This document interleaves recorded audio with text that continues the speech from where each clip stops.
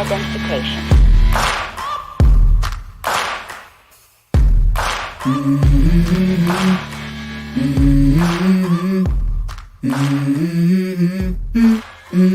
Let's go. Hello. Give it a few minutes, see if anybody shows up. We got Sharon and Data B in here right now. Hope you guys are doing good. There goes my phone. Oh boy. Yeah, it's a windy day today. Again, seems like it's been windy for the last month. Should be, well, I know April showers. What did I don't think March did anything, did it? April showers brings May flowers. I don't know. Is there anything that comes from March? Cold weather, windy days. But we got kind of an interesting little tidbit for today. Sometimes I come across these articles and stuff about and I'm going to say it, so hopefully nothing seriously happens, but martial law. There's been a lot of talk with groups organizing things. Remember we talked about the pretty little boots and things like that.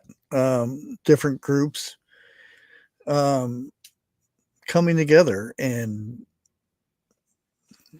disrupting things as they might be. Even it doesn't make a difference. Be my guest, protest all you want and whatnot, but when it gets physical and when they start destroying stuff, then that's uncalled for. And if things escalate, we could see martial law imposed. And I think it's important to think about some of that stuff just in case, not hoping for it or not being scared that it's going to happen or anything like that. It's just, something to be prepared about.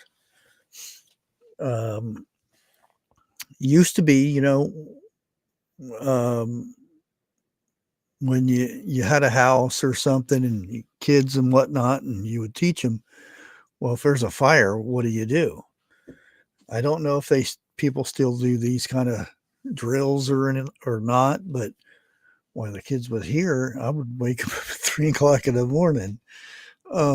Hurry. And they go to a meeting place and see how long it took them to do it. So yeah, that was the gist of it basically. But we got Jeff Bear in here, Pat Evans, Robert Bates. How are you doing, Robert? Haven't seen you for a while. Yeah, so I figured I would go over some stuff that I have written up and whatnot, but I've got it over here. So actually, where is my bot? There it is. Okay, make sure that thing's working. I don't think it's kicked in yet. It's having its own little time there. Anyway, when there it goes. When martial law is declared, the military essentially takes the place of civilian law enforcement. This extreme measure is like using a broad sword to cut into a problem instead of like a scalpel or something. Martial law is sometimes brutal due to the process is expected, and the rules are typically very rigid. Now, here are some of the things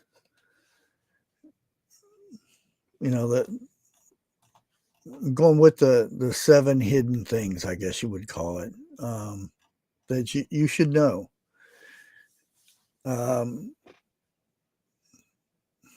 Increased law enforcement and military presence. You will see them on corners. You'll see them in donation areas, where you go to get your weekly supply of water or food or rations or something, because they may have stuff locked down to where you can't get your groceries and stuff. A noticeable increase in local law enforcement and military personnel on the streets is an early sign the government might be preparing to declare martial law. It might make sense in areas prone to protest, demonstration, or unrest. Now, if you're living in the country and stuff, you probably won't never see any of this stuff, but you go to town quite a bit. Even here in this little town, we had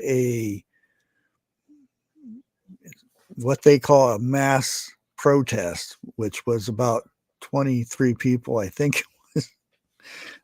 Not saying anything bad about their protest or anything, but they were protesting, Trump and his executive orders and all that stuff, and bring back education where kids need it and stuff. And all you got to do is read the order, not listen to what the media says about it. He wants the states to have control of the education the way it should be, not the government.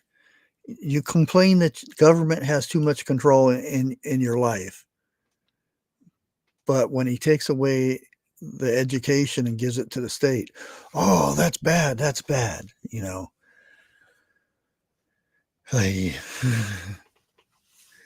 Anyways, that's one of the signs right there. If all of a sudden you start seeing in your city or your local town or whatever, you start seeing a lot of military presence. You see a lot of military vehicles going to the local sheriff department or the police department.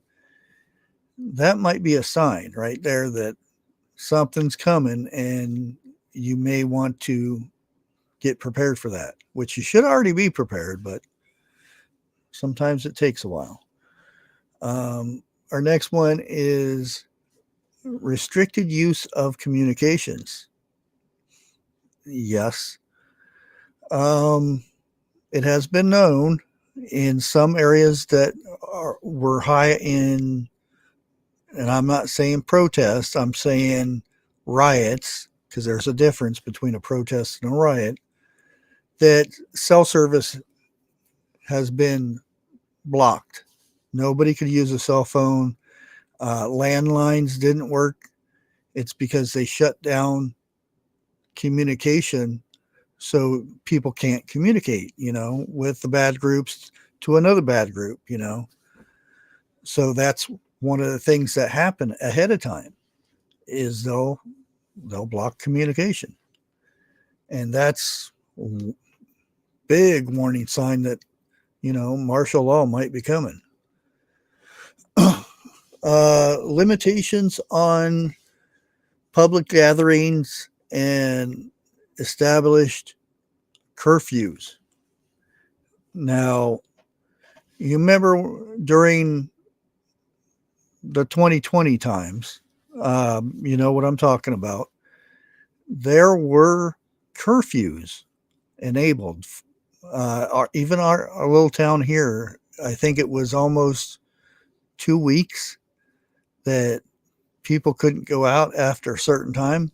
Now, that wasn't so much a martial law type of thing, but it could have escalated to that, to where, military, National Guard would have been brought in to enforce the curfew. And these are things that to look for ahead of time. You start seeing streets blocked off and saying no access beyond certain amount of time.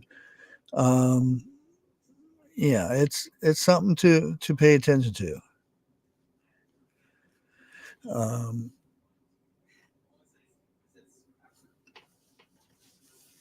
Temporary suspension of certain civil liberties, such as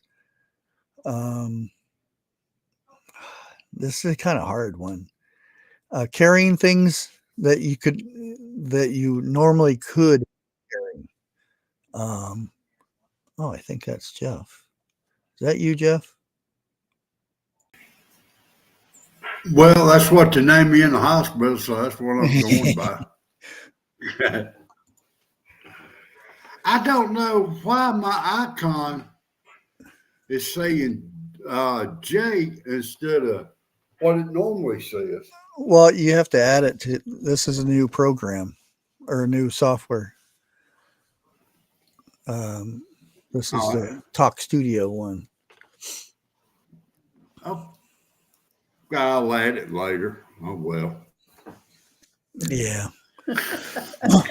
So how you doing?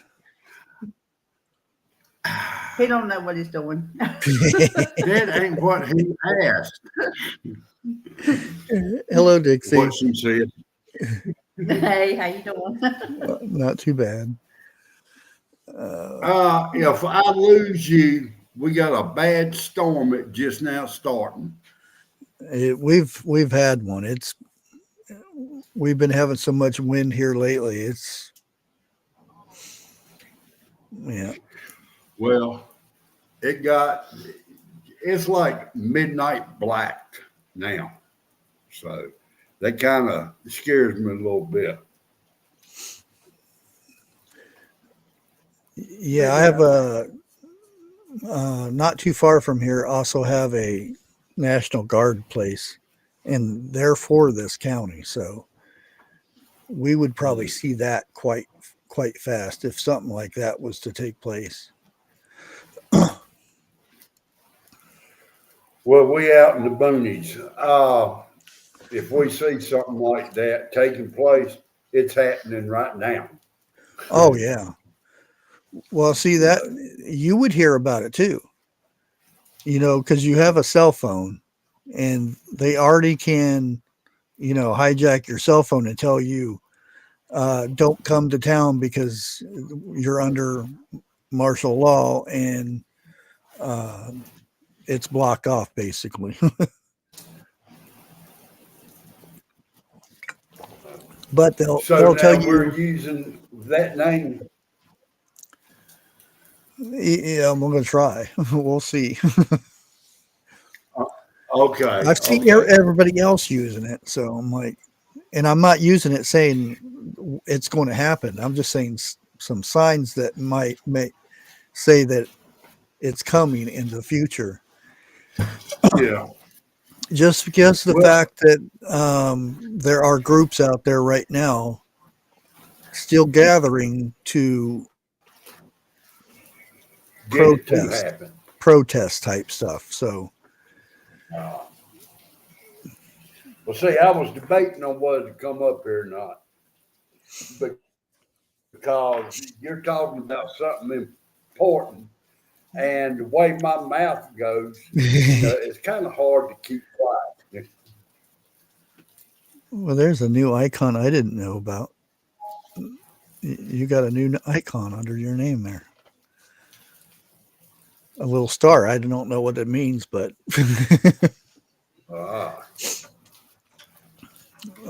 my camera seems it's well, it depends. Sometimes it's full 1080 right now, so that's probably why it looks clear. I didn't even do the bush. He did. And here is the other one that I thought was interesting. Stockpiling emergency supplies and restricting resources. Now, if you start seeing National Guard going into Walmart and commandeering a whole bunch of bottled water, that kind of stuff, certain other objects, that'd be something to pay attention to, you know, because normally they have all their stuff. The government supplies all that stuff, but in emergencies, this was in place by Obama. When they're about to do something like that, martial law, they can come and take whatever they want in people's houses, people's businesses, that type of thing. So if they need water, they'll go take it off the shelves and say this is, you know, government's doing it type thing, and out the door they go. Now, remind people, it ain't just the food they can commandeer. Yeah. It's whatever they want, vehicles, clothes, or whatever. Yeah. There's been time when it hasn't been technically full out martial law, but they have taken vehicles and blocked areas for people not to be able to go through. They've taken construction equipment and used it. They don't go and say, hello, owner of this stuff, is it okay if I take it? They just go and take it. Yeah. It's And under, you best not say nothing. yeah. If you do, that could be, you know, interfering with, yeah, that kind of thing. Yeah. What else? And, you know, usually to start this stuff off, state of emergency is declared in a state. And a lot of times this can be, and everybody thinks, well, this is only if, you know, protests are going bad or something like this, but it could be, you know, say Florida has a hurricane and their massive amount of people are out there looting and robbing and stuff. They could come in and consider that martial law. And even though you're an honest and law-abiding citizen, you're still in that. Mm-hmm. And depending on where it's at, if it's just a city or a county or a state, they block off going to the grocery store. You can't drive, you know, no vehicles on the road. They can come up with, they're basically the law. They take over your local law, and they have different rights than your local law does. So if they think it's safer for everybody to stay in their house, you got to stay in your house. Well, now, back in the, what was it? Late 60s, early 70s, the town we lived in, it did go under martial law. And there was government vehicles going up and down each road telling people to stay inside. Yeah.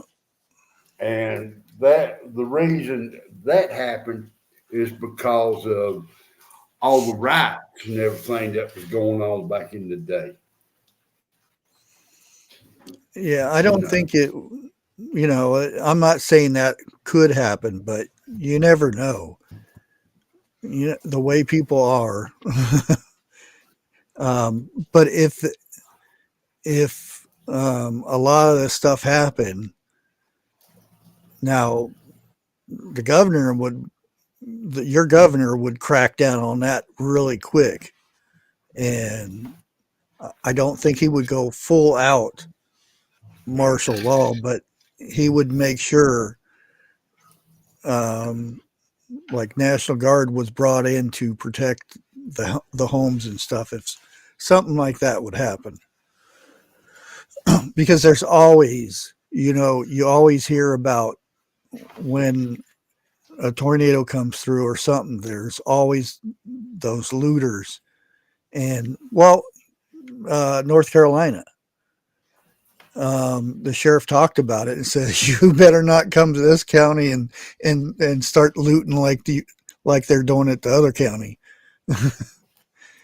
It says you won't make it out of the county, or he said something like that, and I thought that was hilarious. Was that North Carolina or was that Florida? No, it was North Carolina when that the flooding came through, because there were reports of in certain areas, which you probably already know those areas, of looting. Yeah. And that's when the sheriff came out and said, you don't want to come to this county and loot. Man, there's a bunch of things I could tell you about what happened up there that I can't tell you over the air. But I'll put it to you like this. 8 out of 10 stuff that you heard are probably true. Mm-hmm. I'll put it like that. Well, there's still people in tents. Yeah. How is that a thing? They've not done nothing.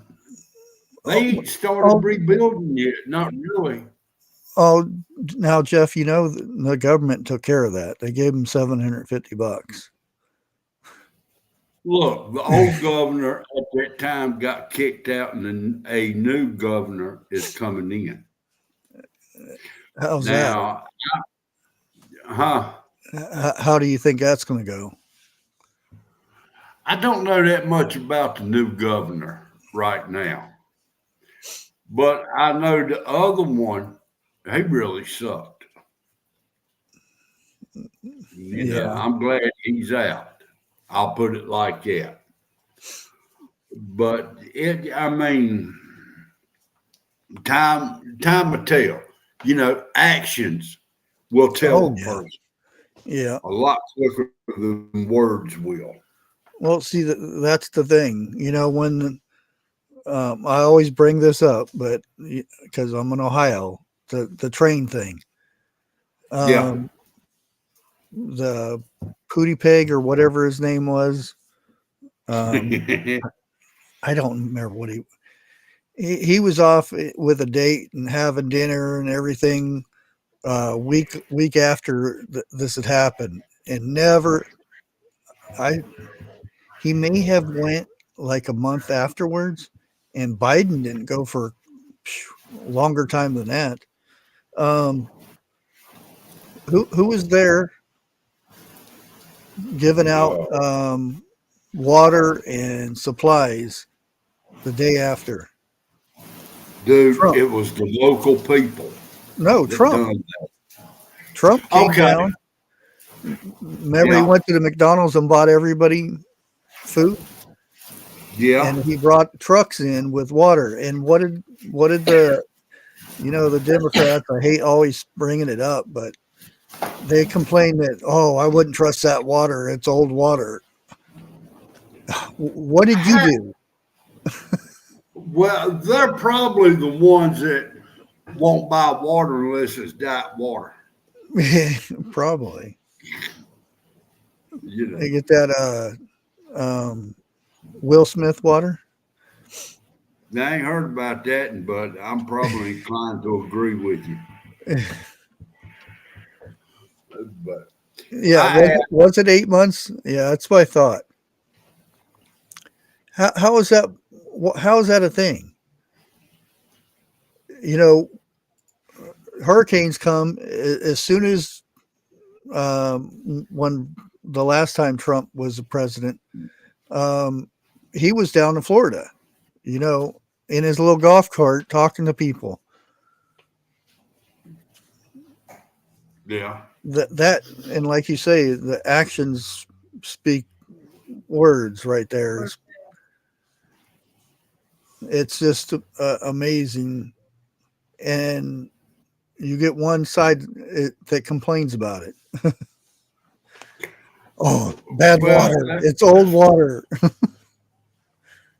That's because the other side is getting all the glory and the other side is not. Yeah. That's the way that is. What? You know? And go ahead. Talking about hurricanes, I got a very strong feeling it's going to be an active season this year. I hope not, because it's already been this month alone. We haven't had a day that wasn't windy, and we had 60, 70 mile hour gusts today. What did you say? March winds and April rain? Well, we're having April. Yeah, April showers bring May flowers. But I don't know what May or March does. And I was going to say, well, March wind brings April showers. Well, for the last, 6, 7 years, give or take, everything's been about 2 months off. And the way the earth is speeding up, you cannot predict the weather this day and time like you used to 15 years ago. Yeah. You know, but yeah. Well, I've said it before. It would not surprise me one bit if we see martial law within the next future. I'll put it like that. Oh, yeah.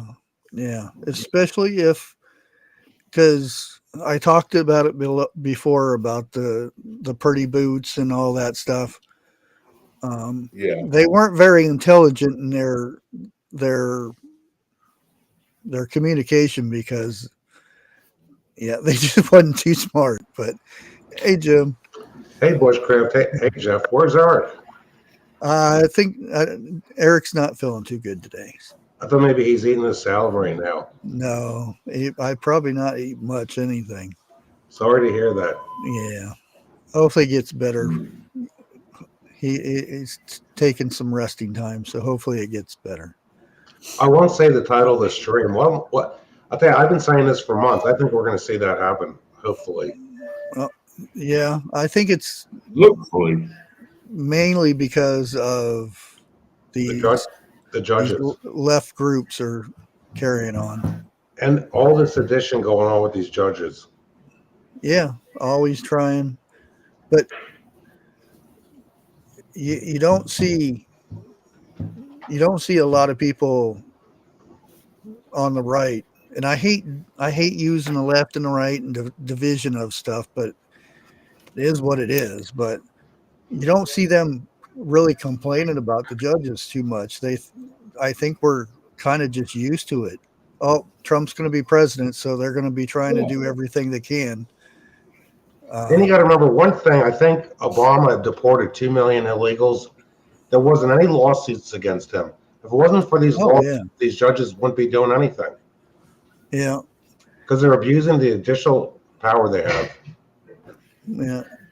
And I love the press secretary. Oh yeah, I tell you, she is like just like that. Yeah. She has a counter for everything. Yeah. She's a catbird. I like her. Yeah.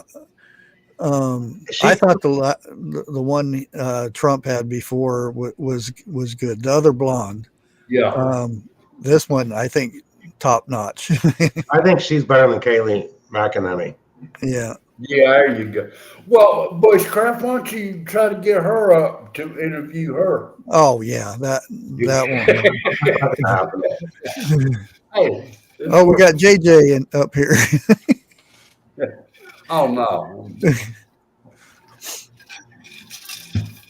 I just saw on Fox News, Pete Hegseth said all that came out from the Atlantic, that story was made up. I figured that.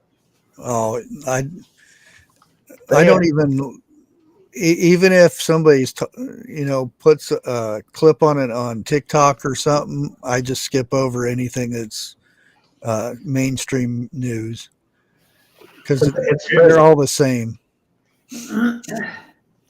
Everyone that I've seen that where they having press conferences and everything that says live, man, I seen them last month or last week. It ain't live.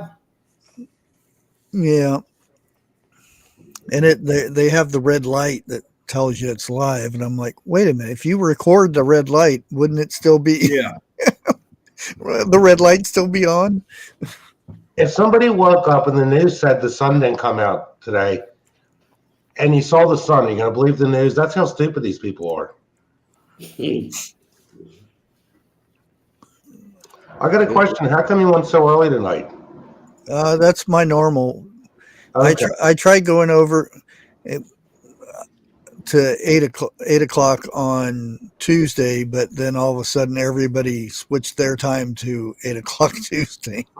So I figured I'll go back to Monday since there weren't very many lives going on at the same time. That ought to tell you something right there.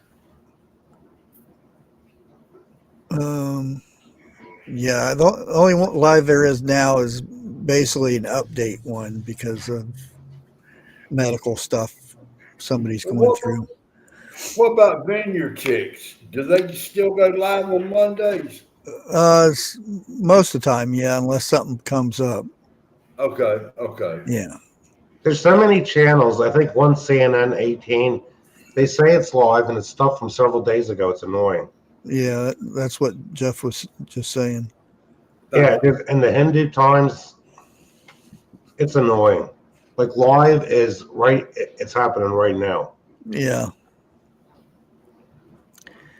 Well, look, plain and simple. TV news is set. You know, they're told to tell us what they think we want to hear. Plain and simple. You get up on YouTube or something like that, that's where you're going to find out what the real news is. But yeah, you have to be careful of the people. You've got to know who is credible. I'll put it like that. Yeah. When I heard that story that broke from the Atlantic, I started looking up stuff on True Social, and Trump didn't say anything about it. Then I figure it's got to be fake. If it don't come out of his mouth, I don't believe it. Straight up. Okay, let me get this last one. This is the seventh one, and I don't know who it was, but somebody brought up earlier about a lot of helicopter presence and stuff, and this next one kind of goes in with that one. It's increased surveillance. The increased presence of drones and other forms of surveillance technology can also be a sign that martial law might or will be declared soon. This could also include blacked out government vehicles being parked in key locations where suspicious behavior occurred in the past. This could be increased placement of remote cameras linked together using Wi-Fi. You know, I used to play a joke. I changed my before Wi-Fi was really popular. I changed my Wi-Fi to FBI surveillance van, and one day I heard the neighbors out there talking and saying, You know what we heard that there was a FBI van around the neighborhood, and they're really, how do you know? It was labeled under my Wi-Fi. I saw yesterday, Bushcraft, on Hal Turner radio show. He said there were reports of a lot of military planes flying around New York City. I don't know if anybody can verify that. Well, see, that's the thing that can happen at any time, anywhere. It could be training. Mission. Yeah. Or it could be a possible threat that they, and it couldn't be like a 100% positive threat. It could be like a 10% chance type of thing, but they'll still go out and investigate it.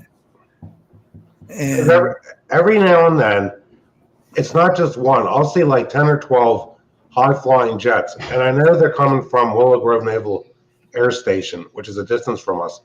And every time I see these military jets, they're always flying west. And the thing, does anybody know why they always fly west? Well, they don't always fly west unless they go all the way around the planet. Because they're always going towards the west when I see them go by. And you can tell, even the same thing, like every now and then, I'll see a few really big military helicopters. Well, pay attention to what time it is, and then see if you see the next time it's around the same time, because it could just be a drill, or it could be transport of certain days and something like that. It's usually in the afternoon. I'd say between 1 and 5 o'clock when I see the jets, but it's always towards the west, which amazes me. Yeah, there's probably a reason behind it, hard to say what it could be, but and it's not, I mean, there's times where you could see 12 jet streams way up in the sky. Yeah, if you, and that's this thing that kind of irritates me about news and other channels and stuff. Oh, I track all the military planes. I track this. No, you don't. Military don't. There's only certain times that the military will turn on their transponders. Normally, they don't turn it on because they're not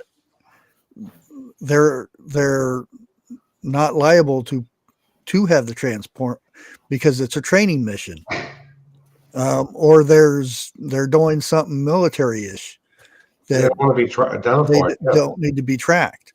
And when somebody says, "Oh, I can track any military vehicle," yeah, no, you can't. No, there's stuff out there that radar doesn't pick up. And it's obvious when they're military, when you see these things, way higher than, commercial airplanes would fly. Yeah. And they know where all the other airplanes are, or aircrafts, so they can fly wherever they want, in between that. Camera's off. You need some help? No. You sure? Yes. I just wondered. I remember 30 years ago already, when we lived in Whitpain Township, where you could see F-14s flying. You could actually hear the things. You could make out that they were the swept wing plane. And I remember back in those days, like 30 years ago, they were flying at a much lower altitude than the stuff I see nowadays. Oh, Jim, you With know, no password? Ooh. What, Jeff? Congress passed a bill the other day. I think it was Saturday. Yeah, Saturday. No married women is allowed to tell their husband no on the weekends. Let me know how it goes. I already tell you how that's going. I did hear, and if there's anybody from Canada, let me know this. I heard that the new dude, whoever took over from the other guy, put in if you're a citizen of Canada and you come to the United States for more than 30 days, you have, when you come back, you have to pay a fine or jail time. Isn't his name Corny or something? Yeah. Corny, I think. I tell you, and Jeff, it's a good thing we don't have a Democrat Congress, because when the Democrat Congress passes a bill, it usually involves us having to pay something. Always. You know, I swear up down, I believe wives are Democrats. Give me your money. We need this. We need that. I'm about ready. Y'all saw that look I got. Bushcraft, when do you think what we're all thinking could be implemented? My thinking is it could be as early as April 2nd. What? No. You don't think it'd be that early? No. No, wait a minute. I lost you. April 2nd. Yeah, I don't think the other side is, and I could be wrong, that they're not that prepared. It could take 3 years for some of these cases to be heard before the Supreme Court. This is all just, look how long this is going to take.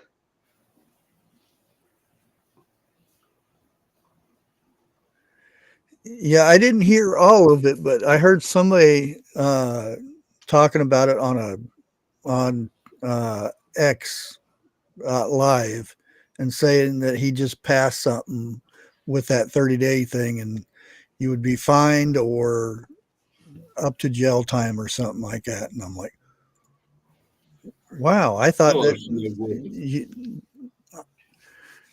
I know Trump and they're going through their issues with the tariffs and stuff, but it shouldn't involve the people on either side. Well, Canada's economy is on the verge of collapse from what I was reading the other day. Yeah. Their GDP is down and inflation is higher than their earnings are going up. And the fact the stock market, is acting favorably today over the Trump tariffs, that says a lot. Mm-hmm.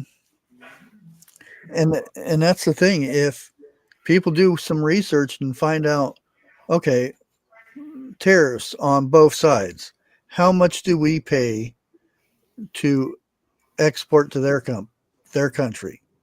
And then say, well, how much do we charge them for them to export to our country? And look at the difference. Well, I know the VAT fee for the European Economic Union, if you would buy anything from Europe, you're going to be paying like at 17%. Oh, some of them are a lot more than that. Japan is like 300%. Good Lord mercy. Yeah. Most of the agricultural products we sell to Canada is anywhere from like 90 to 300%. And before Trump, China was up to 500% difference. I think what Trump is trying to do, he's trying to get America back to stand on their own 2 feet. Mm-hmm. Yeah. Because we've got the technology, we got the brain power, and we got the people here that can do everything. Electronics, all of it. But, and I hate to say it like this, America's been sold out years ago. We all knew that. Trump is finally taking hold of what's supposed. Wait a minute. Let me get right. Trump is trying to make everything right again. Okay. Yeah. But it's just. Yeah, and that's the thing that irritates me is it's Trump. It's Trump. And I said that the tariffs thing should have been done 10, 15 presidents before. Yep. Long time ago. And no president had the balls to do it. It all started after World War II I remember when I was a kid, my father said, yeah, we rebuilt Germany and Japan. And my question was, why? Well, so they could get by economically. Then in the 60s, all the toys, I remember the toys were made in Japan. I'm sure Jeff remembers too. And then you figure we sold anything to Japan or Germany, they put a high tariff on it. Grace, they'd be up the creek if we quit sending that. I put the story in. You look at even after, if you have knowledge of it,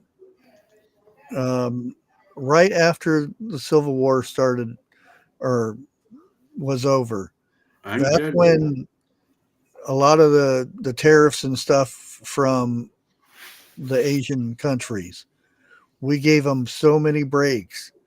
And since then, they've upped it against us, charging us more and more and more percentage wise. Yeah. Compared to what we did. And we never raised it. And why is that after all these years, this didn't, now World War II, there were, resources and stuff that was taken away from Japan and stuff, but still the tariff thing, the trade stuff is not, well, that's why all these companies in the United States manufacture everything in other countries. Because why not? It's cheaper. Exactly, Grace. Plus, Bill Clinton and every president after Clinton before Trump, they gave these companies huge corporate tax credits for outsourcing. And you figure, okay, the only tariff I don't approve of, you figure one of the main causes of the Civil War is the North put export tariffs on tobacco and cotton. Yeah. That it wasn't just the slavery. The real thing was, you figure the farms in the South during the Civil War, the average size farm was about 40 to 42 acres. The average size farm in the North was about 150 acres. The farmers in the North had a much higher profit margin than farmers in the South. If a person does a search of history, a lot of the farms in the South that had slaves, the farmers were out there in the field with their family members working with the slaves because they had it just to get by because of how poor they were. There weren't all these big wealthy plantation owners like kids are taught in school. Well, there were the wealthy ones were, Democrats. Yeah, but there weren't as many. The wealthiest farmers in the South weren't as wealthy as the ones in the North. Oh, no. Because my grandfather grew up on a 42-acre farm in Kentucky, and you figure the average size farm, I think, in Pennsylvania is about 150 acres, and there's no farms left around here that are that size. They've all been sold for development. Well, I've said it before, and I'm going to say it again. Men and coveralls is what built this nation. Men in suits is what has destroyed this nation. Do suspenders count? My dad used to wear suspenders. My grandpa did. Yeah. I'll count suspenders too. Yeah, I did one of the worst things. Really scared the crap out of me one time. My grandpa was bent over working, and I grabbed both his suspenders and pulled up and snap. That was the worst thing I ever did. I know where that went. He chased me around.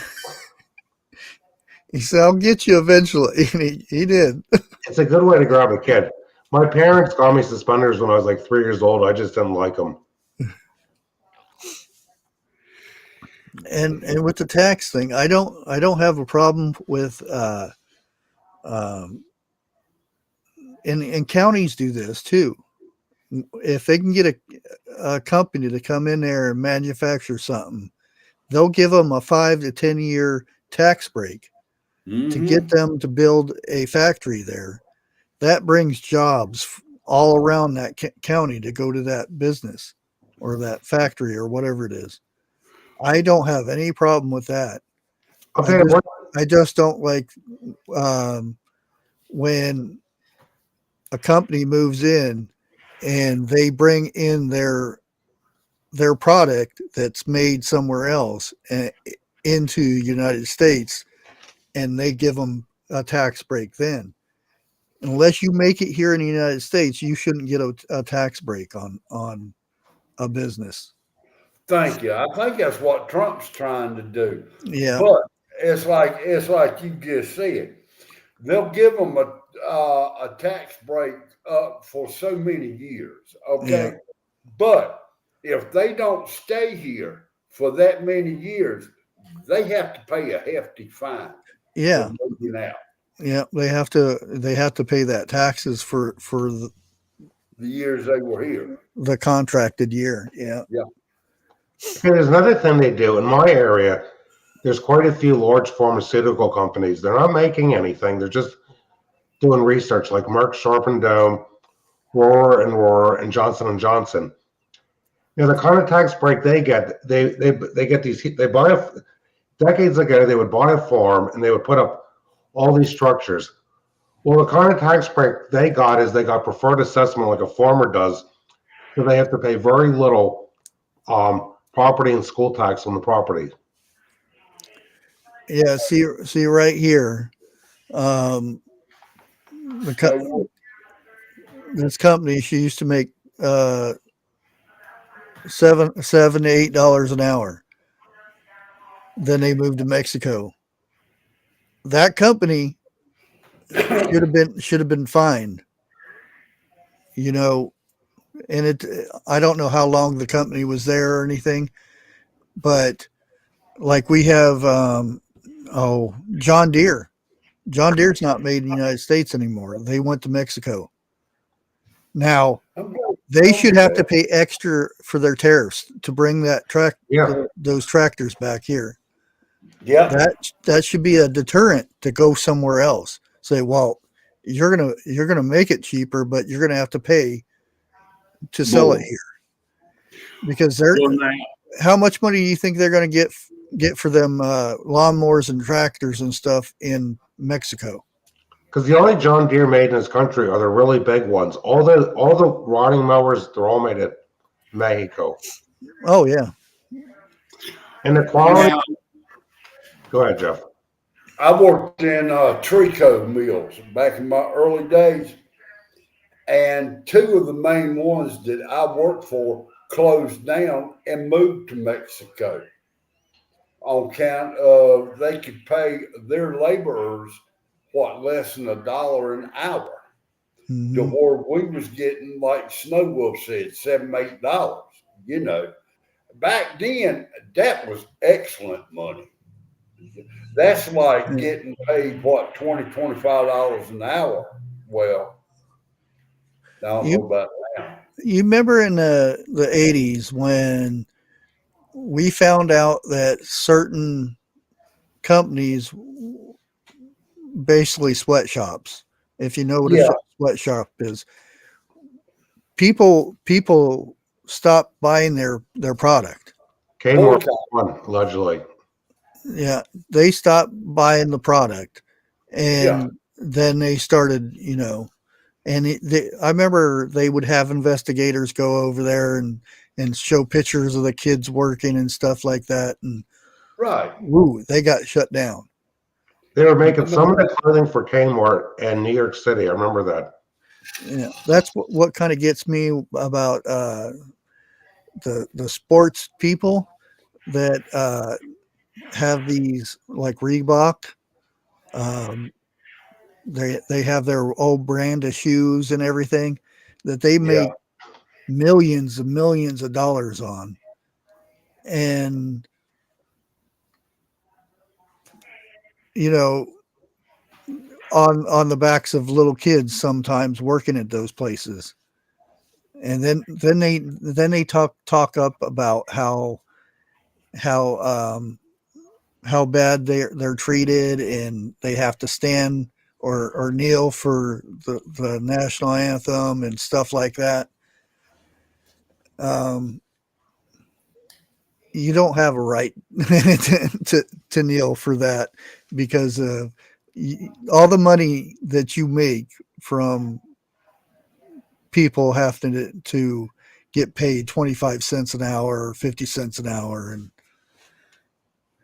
The only people that should not have to stand for the anthem are the ones in a wheelchair. Plain simple. well, no, there are, and this is another way of, because there used to be, you would see people kneeling, but they were praying as the national anthem was going on. Yeah, I And remember that. you don't see that much anymore. And I don't know if it's, because, praying's bad, you don't want people to see you pray and stuff like that. There was a coach. I don't know what team it was, or nothing like that. But in the locker room before the game, he told his team, if you kneel during the anthem, you will not play the rest of the year. What's his name from the Steelers? Okay. That's happened with high school and college teams too. Oh yeah. Yeah. Yeah. Yeah. Tim Tebow would kneel and pray. Yeah. And they got in his case. Oh they yeah. started signing him and everything else. Yeah. You hear the story about that. It's a good story. That was one of my son's favorite players. Really? Was Tim Tebow. Yeah. Hey, look, it wasn't nothing wrong with Tim Tebow. I mean, I watched him play football. Yeah, I'm not saying he was the best player ever, but Exactly. his heart was better than some of the best players. I'll put it out. I'll give you that. I can accept that. Yeah. But it's the people who really, let's say, want to do good are the ones being punished. Think about that. If it's a big no-no to keep praying now on TV or anywhere like that, they making fun of you and stuff like that. My niece is Go ahead, Jim. My niece runs marathons all over the world, and every time they play the national anthem, she turns her back to it because she's as woke as can be. She's involved with she's a running coach in New York City. She lives in Warwick, New York. Her and all these people that run these marathons in New York City and travel all over the world, they're as woke as could be. And then there's another thing I want to tell you guys about. About a year ago, I saw a video on YouTube showing these car factories they built in Mexico. Well, allegedly, when the people in the car factory have to use a restroom, you know what they do? They go outside. There's no running water, no restrooms at all for the employees to use. Well, that's better than most of them. They just have a bucket under their bench. They went outside. Then there was a story about how all these people with this one Ford plant allegedly were all getting sick because you figure the work conditions, it's unsanitary. I mean, when I'm outside working, I'll go behind a tree to take a leak, but it's not like, my property is full of men peeing. It's not like there's 100 guys out here peeing all over the property. Well, you can always say, go ahead, Jeff. You ought to do a recap on salmonella. Why companies are recalling a lot of their foods now. Yeah. Salad. Do a recap on that. They can't wash their hands. I'm sure a lot of these farms in California. It's something a lot simpler than that. Where you get your beef and your bacon and stuff, they put it right next to the farm. So all the waste goes from the farm from the, the McDonald, or not the McDonald, well, maybe McDonald's, but the Walmart cow factories and pig factories, all the waste they spray it down with a hose and it goes right down the drain into the farm. And it's soil. Yeah. I tell you what, next time they do a recall on salad or something like that, and they give the company's name, do a search on where that company is located at, and then do a search on farms close by. Yeah, you remember the guy in Michigan that got the bird flu? Yeah, supposedly.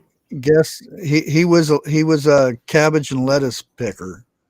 Well, I'll put it produce, and right next to that farm, big farm, was a cattle place where they butcher cows and they're basically kept in real small pens. Mm-hmm.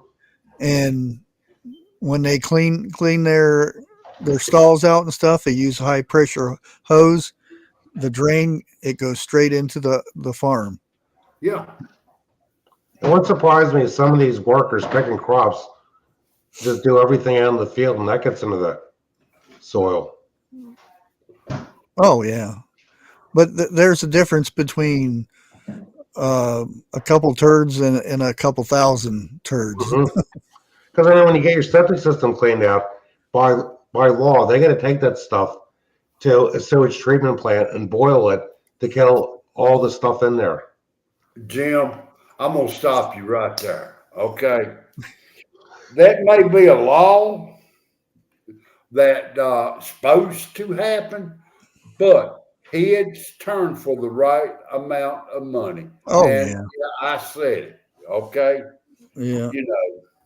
They do it around here because if somebody would spray that in the field and smell it, years ago they did that on some of the park property, and there were neighbors calling up complaining, is this all legal? Listen, I hate to go, but my wife is going to want to use the computer in a minute. I know. Okay. When I lived in the city, a guy went to the country and got some grade A fertilizer, cow manure. Okay. He spreaded it in his flower bin around the house. Him and his wife was used to it. Their neighbors, that whole block, called the cops on him because there was a smell that they could not identify, and they wanted it gone. Well, I've been doing it so long with horsemen now where nobody can touch me. Because under the right to farm law, if you do anything for a year, okay, as long as the law permits it, nobody can file civil action against you or criminal action. Now, what country was that overseas where a farmer had protesters on his land and he took a cow manure? The sprayer. Excuse the language. Yeah. And I mean, hey, they were trespassing. He done told them to get off. Yeah. They went all over the place. Look what happened in Europe when they started dumping manure at some of the government buildings. Listen, I got to take off. Thanks for having me on. Good talking to you, Bushcraft and Jeff. Yeah, we'll catch you later. Okay. Take care. Thanks, everybody in chat for watching Bushcraft tonight. Adios. I like how his dog, you'll see him every once in a while, but he sits behind him so you can't see him in the camera. It's been a while back ago. I was watching pinball. I shouldn't have said his name. And pinball couldn't see what was going on, but his dog went in the other room and was circling on the floor. Oh. I told the wife, I said, he's got to go outside. Sure enough, he went outside in the house there. You were talking about the farmer, and that made me think of TikTok I was watching. It was from a police car driving behind a septic tank person. Yeah. And you could see it. You could see it spurting out a little bit, and he's sitting there talking about the guy in front of him. So he's about ready to pull him over because it's coming out quite a bit. Just as he is about ready to hit the lights, Oh no! it sprayed the whole car, and then he flipped the lights on and windshield wipers going like crazy trying, and it was not making it any better. You didn't get to see any of the other stuff. You just got to see, the splash because it was the dash cam or whatever it was. Well, let's hope his window was rolled up at the time. Yeah, that's why I was wondering. I said, I hope his windows were up. Well, we call them a shaker around here, okay? And they take them out to the field. That's how they fertilize their field. Oh, yeah. And I don't care what you get from the grocery store or what you eat or anything like it or what you grow. If you're out on the farm, okay, that's what you fertilize your food and everything with. Plain and simple. It makes it grow. It's 100% natural. Yeah. And I know there's probably some people in the chat, oh God, I ain't eating nothing else no more. But hey, face it, that's it. Yeah. It's a fact of life.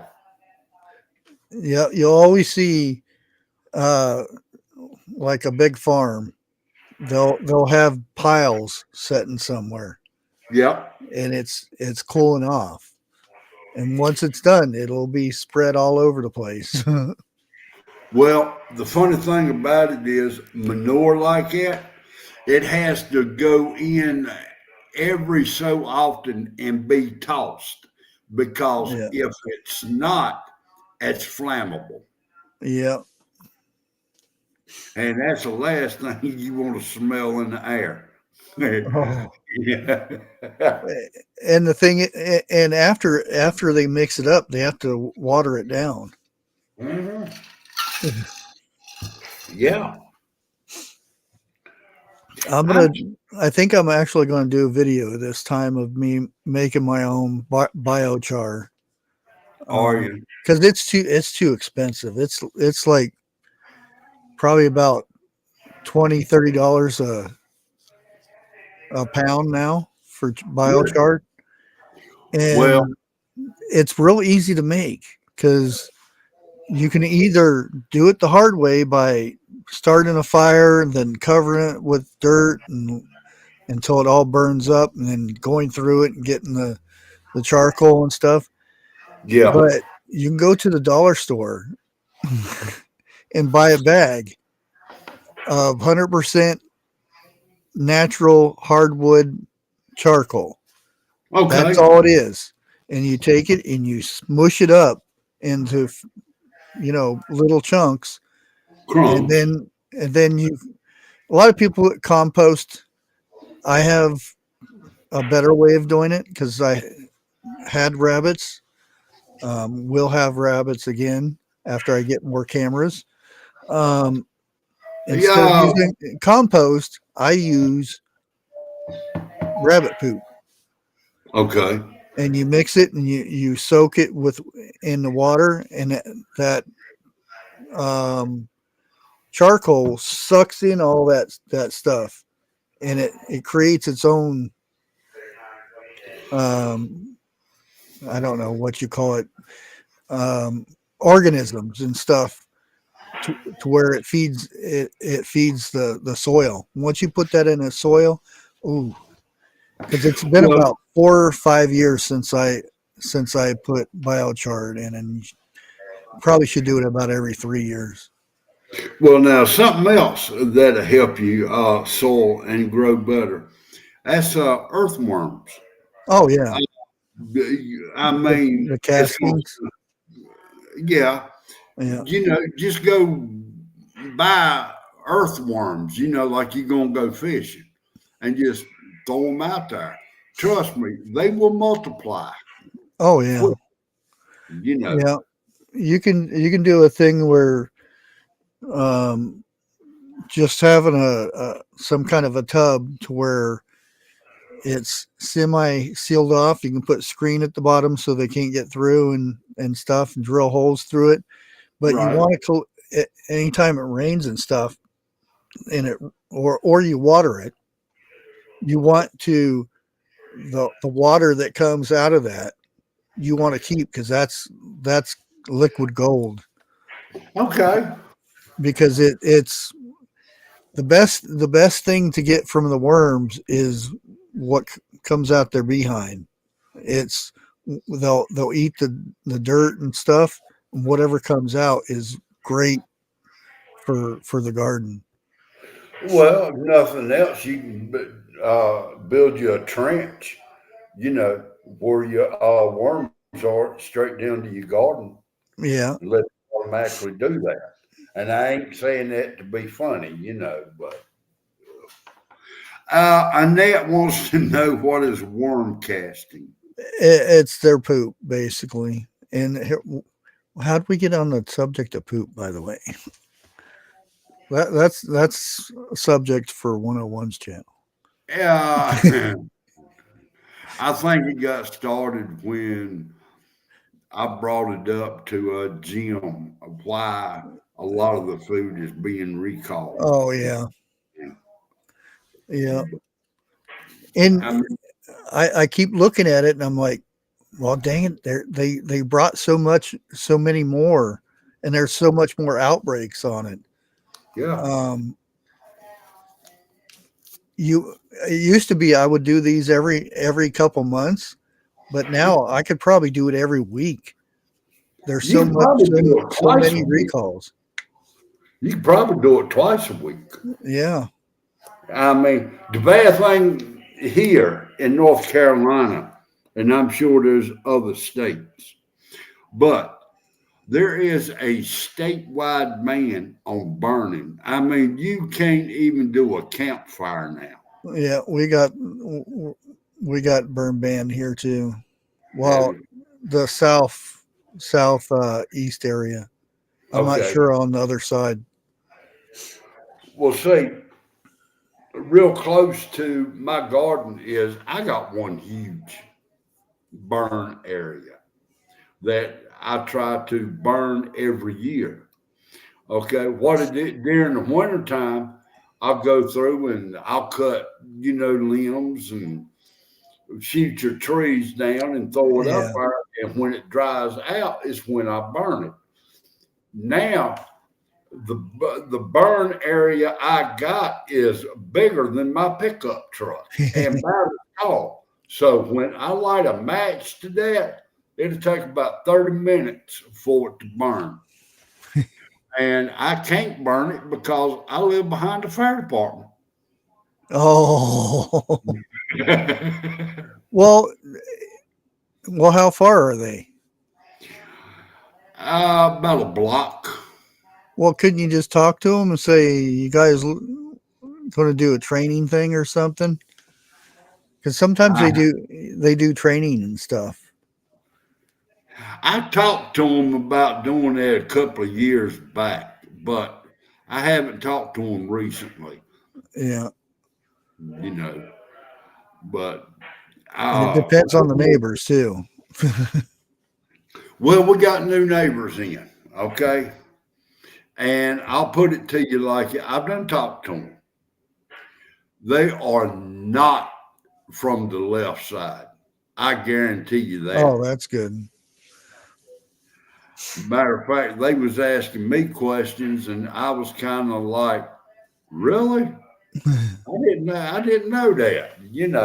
Well, I'm not saying that the left is bad, but sometimes,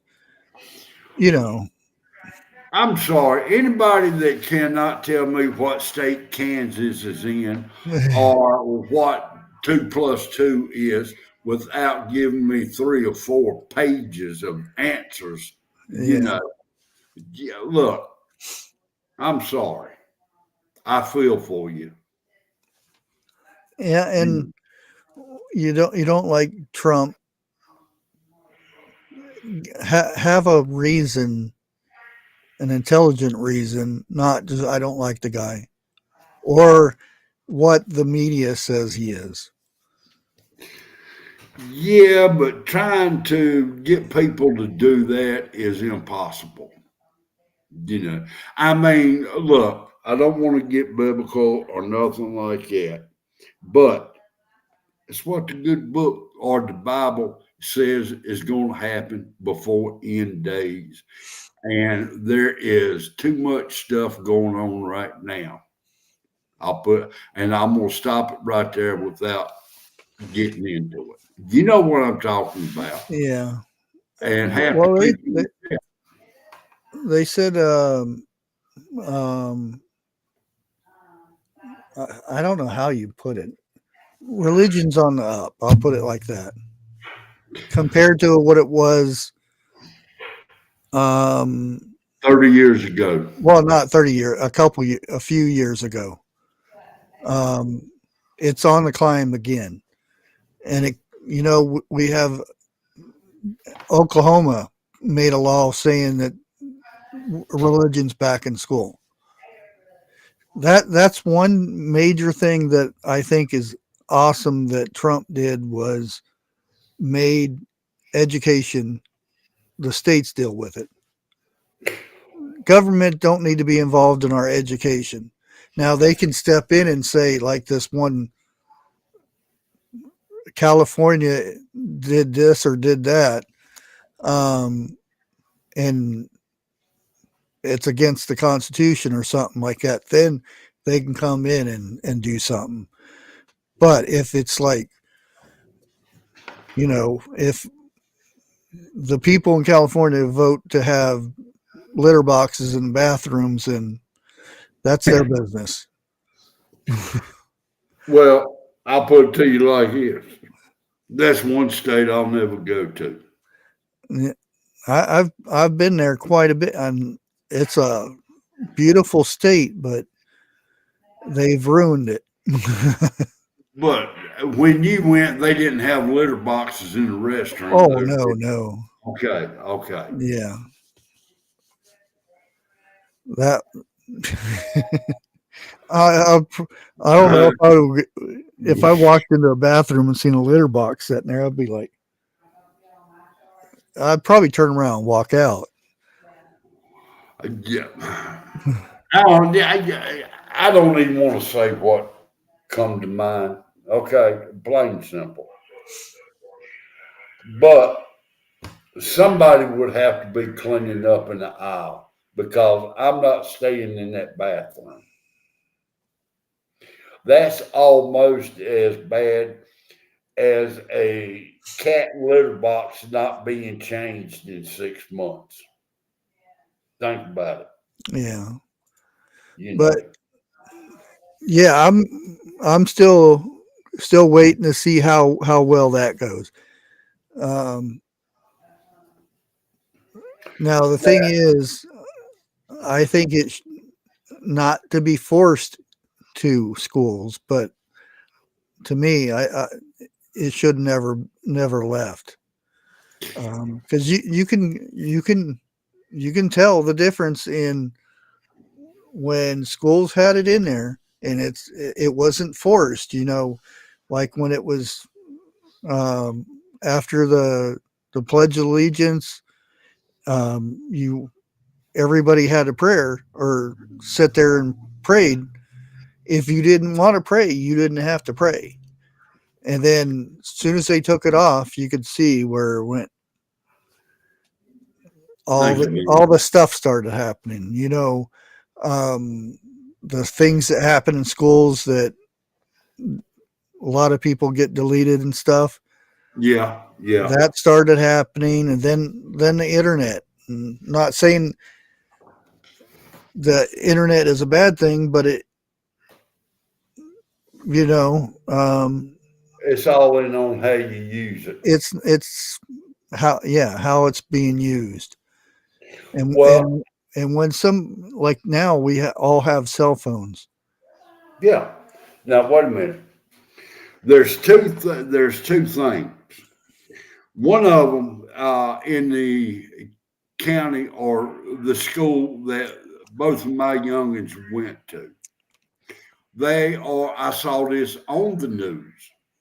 They are bringing back how to balance a checkbook, how to add and subtract like you're supposed to, you know, stuff like that, which I think that's excellent. Okay. Yeah. The other thing is I'm on the fence with this because there's good and there's bad in both of them. They are banning cell phones from school. Now, the good thing is the teacher can teach without no cell phones. But if you got a bad person walking in at school, yeah, I mean, that's where I think cell phones ought to stay. Yeah. But you know darn good and well, if you tell the youngins you are not allowed to use cell phones or you'll be sent to the office, how many of them youngins is really going to listen? Oh yeah, there'll be a lot of kids in the office. Yeah, that's what I'm saying. You know, it's either yes or no, or should I say, either do it or don't do it. Yeah. What is cursive? Cursive is one of those foreign languages. Yeah. Pretty soon, you know, it'll be a joke because it used to be, you know, the best way to stop somebody from stealing your car is manual transmission. And write the instructions in cursive. Yeah, pretty soon you want to have a secret conversation, just write a letter in cursive. Now, the spies will look at that and like, we're never going to be able to break this code. Now, if you really want to mess up this generation, put a foot pedal on the e-brake. There'd be 4 paddles down there. Yeah. Or the high beams. Oh, no. You remember how much of a pain those were to change out if that was an older vehicle? Dude, I got one vehicle now. No, I ain't even got that no more. Come think about it. I had one that was like that. I went and had the oil changed at Walmart. So, you know, I told them I wanted the special. Well, they done the oil, done the air and the tires, checked your brake lights, turn signal, and they checked your high beam. There was a young kid in there. I thought he was going to break my turn signal, trying to get the headlights to go to bright. And I saw what he was doing. Yeah, I hollered at him. What are you doing? And the boss come over there, and I told him, I said, look, that's an old school car. He's trying to brighten the lights with the turn signal. He turned around, looked at me, he said, go over there and help him change time. That's great. Yeah. Let's see, Christy.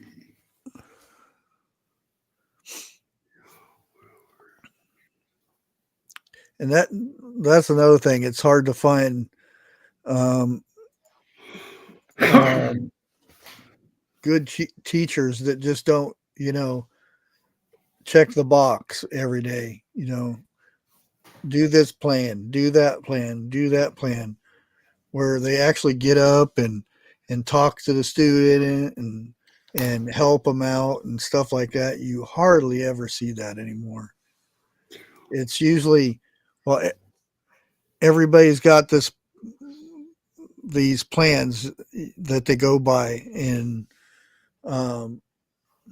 they do a quiz. Everybody has to sit there and read for 5 minutes or 8 minutes, and that goes to the next one where they have to do the quiz for 30 minutes, and then they're gone to the next class. Dude, let me tell you something. Nowadays, if they was to have an open book test like we used to, they'd fail. Oh yeah, because everything's not scheduled and planned anymore. Or I mean, it's all scheduled and planned. Yeah. Remember when pop quiz? Oh God. no. What is it on? It's something that we're going to be doing next week. We didn't get to study that. Well, that's the point. They do the pop quiz to see how ready you are and what you need to work on. Yeah. Well, we was doing a pop quiz one day, and I told the teacher, I said, "Oh, darn." She said, "What?" I said, "I didn't study for it."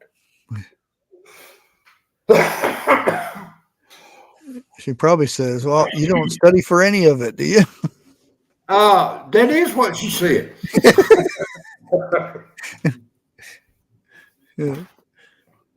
But it's not really. I'm going to look. There's a lot of good teachers out there now. Oh, I'm not going to take it away from a good teacher. Yeah. But then again, you've got teachers out there who is just out there for the money. They don't care 2 bits about your student. And back in my day when I went to school, the biggest bully you had to worry about was the teachers. Yeah. But times have changed a little bit. Well, a lot. Yeah. My son, my youngest son went, and they had him in all the special classes and everything. And we decided to he wanted to go over to the vocational school, which they had both the vocational school and the regular school all in one. Right. And he had all new teachers and everything. And when I went to his first teachers meeting, they said, the high school had him at 4th grade reading and 4th grade math and this and that. And he said, and she said, I don't believe in any of that garbage. Your son is way more smarter than that. And if it's okay for you, I would like to get him up to 10th grade this year. And I said, yeah. I said, I've been trying to tell the school this for ages, that he has no problem reading and all the other stuff. And by the end of the year, he was caught up to everybody else in the normal classes. And all it took was a teacher. Yeah, that's it. Now, my granddaughter, she's in private school. She is what? I think she's going to 1st grade this year. 2nd? Okay. I lied. She's going in 2nd grade. She loves math with a passion. I've never seen nobody love math the way she does. Okay. She's going down the road asking grandma, what's 362 divided by 45? She's got the answer. 2nd grade. Come on. It would take me about 20 minutes counting my toes and fingers, probably about 20 times to come up with that answer. And I mean, she's naming it all, going into 2nd grade. And I'm sitting there thinking, she sound like to me she may end up skipping a few grades. Yeah. If they even allow it now, depending on the school. Well, like I said, it's going It, to depend on the teacher. it's all Yeah. about that money Well, because oh, they hated it when I took my son out of the high school. They we'll work on this and we'll do that, and I'm like, you've had a few years already to do that. Why haven't you done it? Oh, well, the state makes us do this or that and the other thing. And I said, well, he oh, well, wants to go there and learn a skill and whatnot too. And we transferred over, and he did a really good job over there. you know, when it comes to youngins, and I'm sure every parent will agree with this. You got to praise your youngin when they do something good. If they do something wrong or do something bad, you can't jump on them. You Mm-mm. know, like that. And I will admit, I made some mistakes with my youngins. Okay, straight up. But with your grand youngins, you're seeing the mistake that you made with your youngins that you're trying to correct through your grand youngins. You know, like that. Yeah. I was never big on, you had to have straight A's and this and that, and to because myself, I didn't I didn't never finish school. It was just too much of a hassle. I was always leaving a school and going to another one, and I know where you're coming from. eventually I just said it's no use. I would rather go out and make money, and that was the end of it. But I told I told um, my kids, as long as you get C's and above, because I said D's to me is too close to F. So as long as you get a C and above, I don't care. Um, you know, Well, see, everybody in the family was wanting my youngins to get A's. yeah, And I flat out told them, I said, I don't care what you get as long as it's a passing grade. Plain and yeah, simple. yeah, But I will, there was a teacher that told my son he would never amount to nothing. Why don't he just go ahead and quit? yeah. I love those kind of teachers. Oh, dude, I Yeah, begged my son. My son finished school and went to college, and both go rounds, he was in one of them. He was the top of his class. The second one, he was in something like the top three. I was begging him to take them papers over there and show that teacher. He said, Daddy, he said, I don't do things like that. yeah. It wouldn't do no good because yeah, he It, wouldn't care. it would have done me good, Yeah, but I kind of saw where he was coming from. It ain't what he said, is how he said it. Okay. I never did ask him to do that no more. You know, he, well, they are them. You know, they're not me. yeah. And I think it's more. It's not the kid's fault. You're the teacher. What are you supposed to be doing?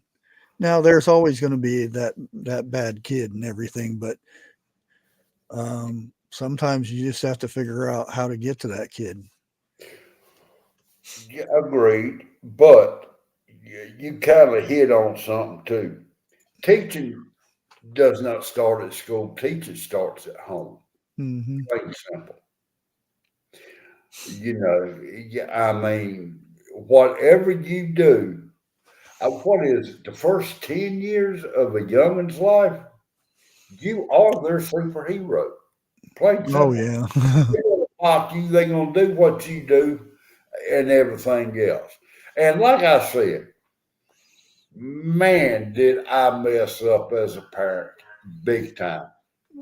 Well, you're not perfect. Everybody messes up, and they should expect that they are going to screw up somewhere. Yeah. If not, then you got more problems. Well, back then, come on, I was young, okay?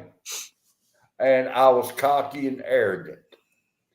Now that I've sat here and I've looked back on how I raised my youngins, I wish I could have done better in many, many ways. And I think as a parent, we all go through that. But let's face it, you don't get no instructions when you No. have kids. Yeah, they had a commercial that I loved, and it pretty much depicted somebody that just had a kid and somebody that had 2 or 3 kids. It started off with this mother just had a baby. It was the same mother, but just had one baby, and she had like 3 different diaper bags and strollers and all kinds of gadgets and this and that, and barely being able to carry the baby and all this stuff. Yeah. And then it said 3 kids later, and she goes out of the house with her keys and glasses and let's go. And that was it. Well, but one of my sayings is this right here. You are not a full-fledged parent until you have 2 youngins. My daughter's got 4. She's working overtime. Okay. 2 of them, let's say they're grown. Okay. What, 18 and 17? No, 17 and I heard Lexi in the background. yeah. You hearing me getting corrected, right? One's 18, the other's 17. Okay. Would you calm down in there and let me tell this story my way? But now she's got 2 more. I think 7 and what, 5? Okay. 5 and 7. She's got to go through this all over again. And the worst one out of all 4 of them is the girl. She got 3 brothers. Now you think about it. But all 3 of them, man, don't mess with my sister. You know, like that. Oh, how did we get off on talking news? Well, we're pretty much done with because I only had the 7 things. Okay. Now I could go on to, well, that's kind of more of a complex conversation. Maybe better for next week about, if martial law is implemented, and depending on how many degrees into it you are, like getting out and being able to get stuff. Yeah, really. Where, like if you're living in a city or a town, how would you get out to go to a store or go to the fishing pond to go get some water or some food or something like that, or to go out in the woods and get medicine or whatever the case may be, of being able to get out when you're not allowed to be out, Well, or just the fact that you don't want to be there anymore. It's too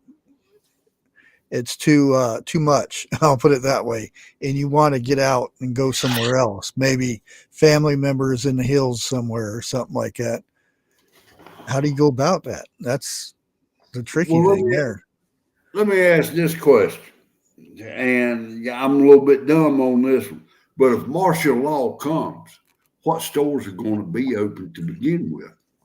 Well, see, that's like if they lock down this city where I'm at. Walmart is not in the city. You have to drive outside of the city to get to it. Now, the grocery stores in city would be closed down, or they would be, they have somebody sitting out front of it, and they would have people inside saying you can only get 5 items of this or whatever the case may be, because they've done that before.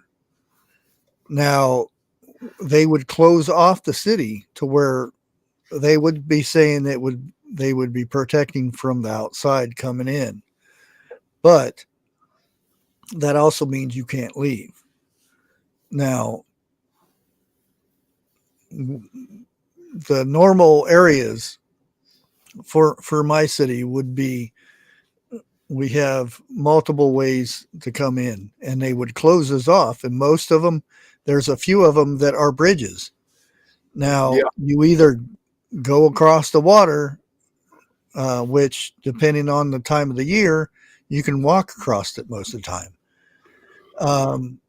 But how would you go out for something like that? How would you go out to go hunting for some squirrel or something, if that's what you would want to do? Or say you have family members outside of town and they said, well, if you get here, we'll give you a week's supply of food. How would you go out and then come back in without being caught? How would you carry all that food back? Mm-hmm. There's a lot of things to think about. Let's hold it right there. Let's do this talk. Let's do a part 2 next Monday. Yeah. And that'll give me also a little time. Well, I ain't gonna need much time because I've already studied this and kind of. I think it'd be different for you. Yeah. Yeah. But let's say if me and the wife wanted to go somewhere until it's over with, we got to go through a city to get there, regardless. That'd be tough there. Yeah, exactly. And here it is. I'm 64, and I noticed today standing in the yard, I have a problem standing up. Standing on flat ground now. But by car, it would take me 45 minutes to an hour to get to a certain place. And that's probably main roads too, huh? Yeah. That's the shortest way of getting there. And like I said, got to go through town. Yeah. There's no way around it. I need to go get me a county map. Is what I need. Can you even find those anymore? I think you got to order them online now. Because I remember you used to be able to go to rest stops, especially the ones close to the borders. You go up there and get all kinds of maps. Yeah. Well, I know you can up in the mountains at a tourist place like that right there. Oh.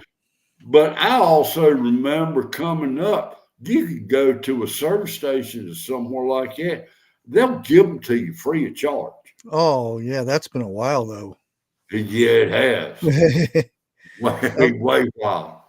Yeah, you used to go to the gas station. You got a map? Here you go. Yeah. Now, there's a place here in North Carolina. It's up close to the Virginia border. You can walk in there and get like topo maps, okay? And you can get it to where it'll show you houses, ponds, or whatever. But you got to find out what grid that you need. Yeah. Like to get from point A to point B. They don't give you the whole state. Yeah, there's and I always when we talk about maps, I always bring this up, and I forget what it's called. And the military uses this because they have little string and stuff that have the beads on it and stuff. And yeah, I know what you're talking about. It's so many foot, so many steps. They'll count it, and then some will tie a knot, and some will pull bead down, and that they go by kilometers. So they would, and I forget what the word is for it, but that's how they determine how far to go. That's how they keep track of how far they've went or whatnot. And if there's any way possible, you could find a way to learn tracking and map reading and how to determine how far you go and stuff like that. It's well worth it. I don't want to interrupt, but Annette Graff says they are making a circle around the city there. Already have choke points in place. Oh yeah, that if you ever wonder why your cities are circled, or a highway around it, it's more than just an easy way to get around the city. Think about it. It's a way to box the city in. It is, ain't it? And that was the main purpose of, instead of long strips cities like they have it in the Midwest and like Oklahoma, Texas, and they've went and rounded the cities out now. Now we got that around our Raleigh here, the state capital. If you look on the map around the city, well, there's two circles really, and go west from Raleigh. There's another big city that they've got 3/4 of it done like that. And they've got it in the budget to try to finish it off here, this coming year or next year. And go ahead. I know enough about Raleigh to stay out of it. Too many one-way streets up there. And people are stupid when it comes to drive. Ask 101. I didn't look. Did he do any videos this weekend? No, Okay. Evidently, he stayed home. Yeah. Well, let me put it to you like this. I've not checked in the last couple of days, okay? I've been so busy here lately. I still have to plant my seedlings. Dude, I've not even come close to starting mine yet. I've got my bag of seeds ready to take upstairs. These are the newer ones that I got. Well, let me ask you this right here, and also in chat. The way our weather is now, would you be scared to start planting anything? Oh, me? Yeah. I mean, anybody. We're still getting 20-degree weather here. Really? Yeah. God almighty. I'm Let me walking. see the forecast right now because I don't. Well, see, tonight it's a little warmer tonight. It's going to get down to 30. Tomorrow is in the 20s. Wednesday's 20s. And then we're going on a rise. The low will be 40s. See, this time of the year, I don't look at the highs. I look at the lows because that gets me ready for watching for frost, the last frost date. So there are some things you can plant, but like the majority of stuff that if it gets hit by a little frost, it dies. Yeah. That stuff after Mother's Day is when I start looking to put stuff outside. Well, see, I'm wanting to start planting my tomato plants in little pods.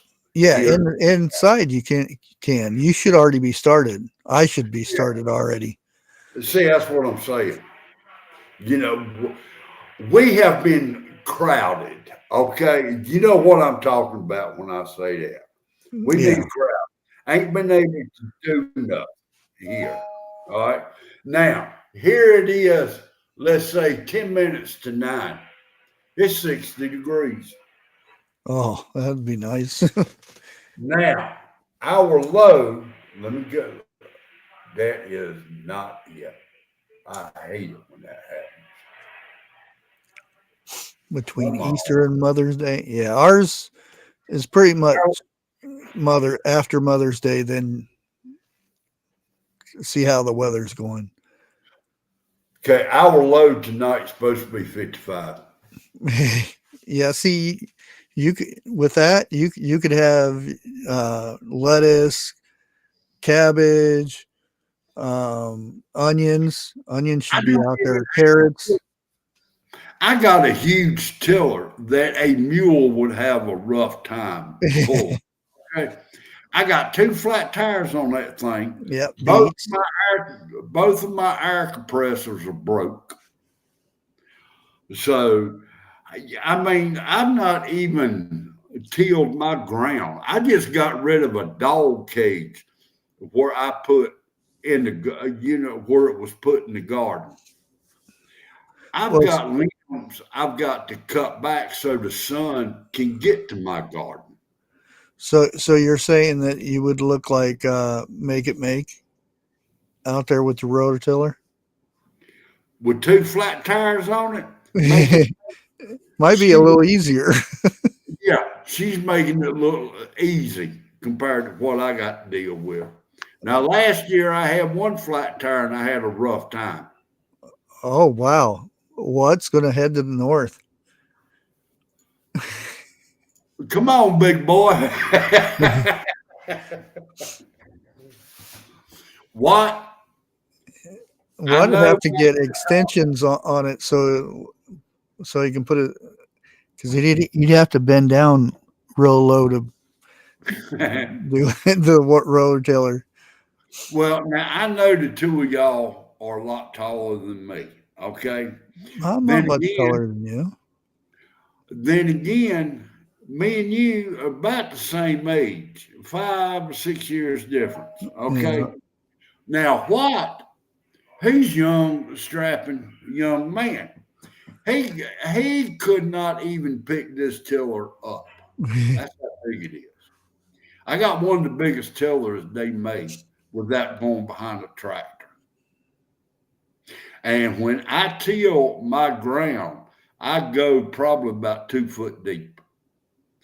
The reason is I want the soil loose so when they start sprouting, it'd be easier for them like that. Yeah. Well, it depends on the crop too. True. If you make it, like corn, if you make it too loose, a little breeze is going to pull them right out. Boss man, I give up on trying to grow corn. Every year I've grown corn, it's laid over. Yeah, I'd be afraid this year because right now It's been windy. Right now, our wind is low, and it's 27 miles an hour right now. Wind. The gust is up to 50, and it's went down. Earlier, it was worse than that.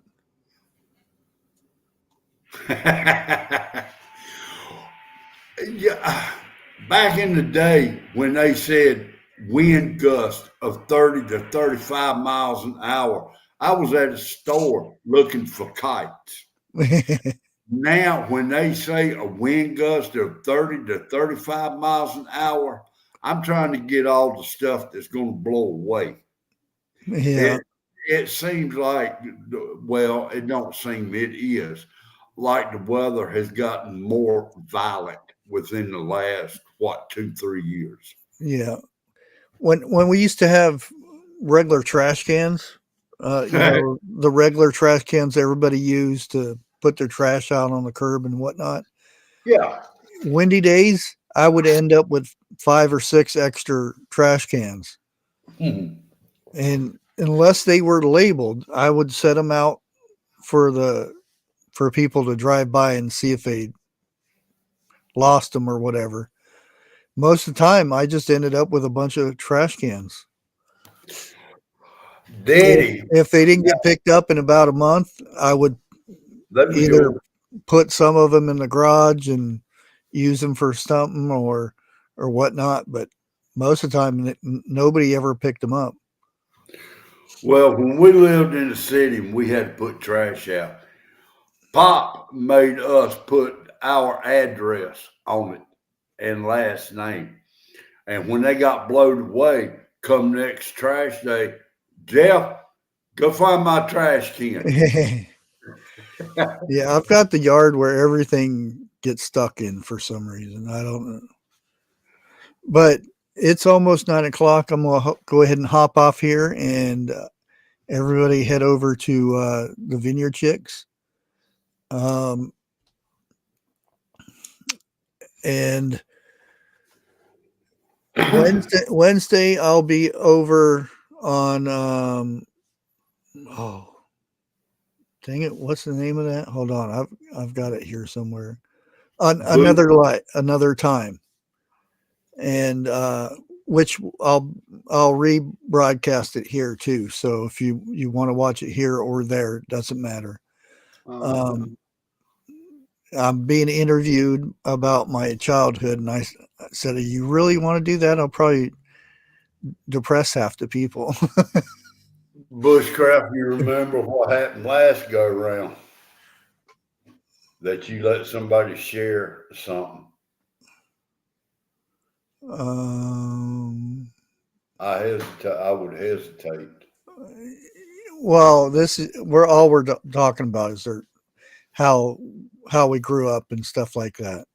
Okay. And then Friday I'm going on Gals to talk about YouTube stuff of all the changes and stuff like that. And I don't know if I'll rebroadcast it over here or not, depending if she wants to or not. But then right after that, I'll be coming back on because we got giveaways Friday, and then that'll be for members, and then Tuesday will be my birthday live instead of Monday. Well, I don't know how I'll do that. Well, we'll figure it out. But next Tuesday, I'll probably have giveaways for everybody on that day. But Friday and then Tuesday. So I got a busy week, and I'm not even doing the lives. I'm just a guest.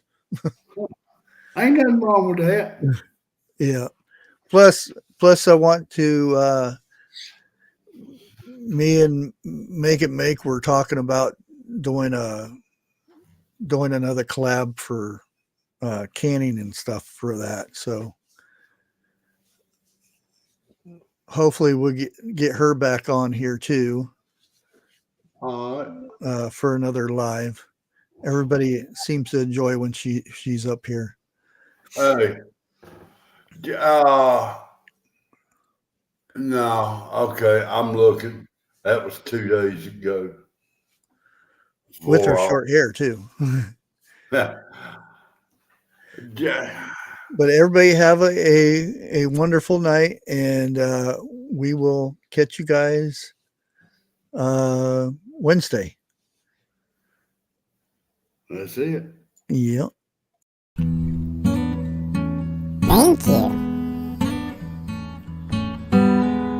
Thank you.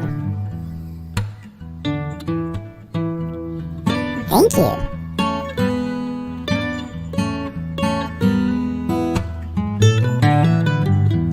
Oh yeah. Thank you. You too.